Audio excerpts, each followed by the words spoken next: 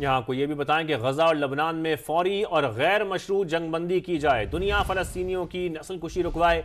मुस्लिम ममालिक ने इसराइल को लगाम डालने का मुतालबा कर दिया। रियाद में अरब इस्लामी गैर मामूली सरबराह इजलास के एलामिये में शुरका ने जोर दिया अक़वाम मुत्तहिदा इसराइल को इश्तियाल अंगेज पॉलिसियों से रोकने के लिए इक़दामात करे।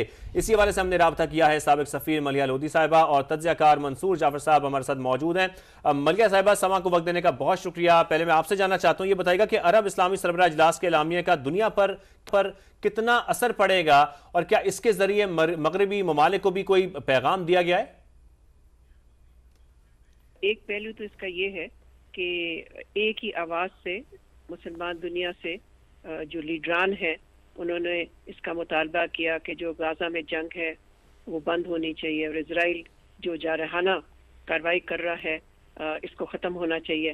तो इसकी टाइमिंग इम्पॉर्टेंट है, इसलिए कि अभी ही अमरीकी इलेक्शन हुआ है और सदर ट्रंप जो कि सदर बन जाएंगे वो अपनी इंतज़ामिया बना रहे हैं, कैबिनेट सिलेक्ट कर रहे हैं। तो एक तरह से उनकी इंतज़ामिया को ये पैगाम गया होगा कि इस्लामी दुनिया जो है वो एक साथ खड़ी हुई है इस इशू पे। लेकिन जो सूरत हाल मशरिक़ वस्ता में है वो तो बिगड़ती जा रही है। अब देखना हमें ये है कि क्या नई अमेरिकन हुकूमत जो कि अभी बनेगी तो नहीं, ये तो जनवरी में जाके ट्रंप जो है वो इक़्तिदार संभालेगा। लेकिन देखना ये है कि आया वाशिंगटन से कोई इसका नोटिस लिया जाएगा या नहीं। ठीक है मलिया साहब, आप हमारे साथ मौजूद रहिएगा। मंसूर जाफर साहब भी हमारे साथ मौजूद हैं, उनको भी शामिल गुफ्तगू करते हैं। मंसूर साहब, एलामिये में इसराइल को हथियारों की तरसील पर पाबंदी का मुतालबा किया गया है, इस पर अमल दरामद कैसे मुमकिन हो सकता है और इस फोरम को मजीद क्या काम करना होगा? यकीनन जी ये एक बड़ी मुस्बत पेशरफ थी, खासतौर पे एक अरब इस्लामिक समिट का। यकीनन ये एक फॉलो अप इजलास था जो इसराइल को आर्म एम्बार्गो के हवाले से बात की गई है।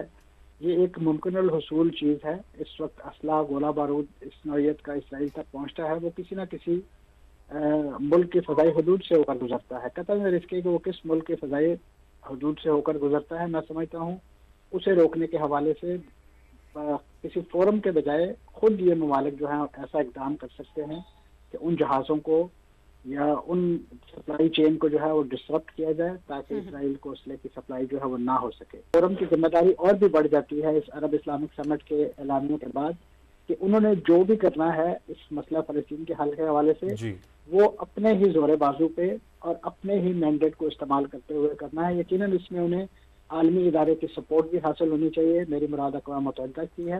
अक़वाम मुत्तहिदा को इस बात पर मजबूर किया जाए कि वो इसराइल का नाटका बंद करे। जिस तरीके से इस वक्त इसराइल जो है वो इस आलमी इदारे के खिलाफ बिल्कुल खम ठोक कर सामने आ चुका है,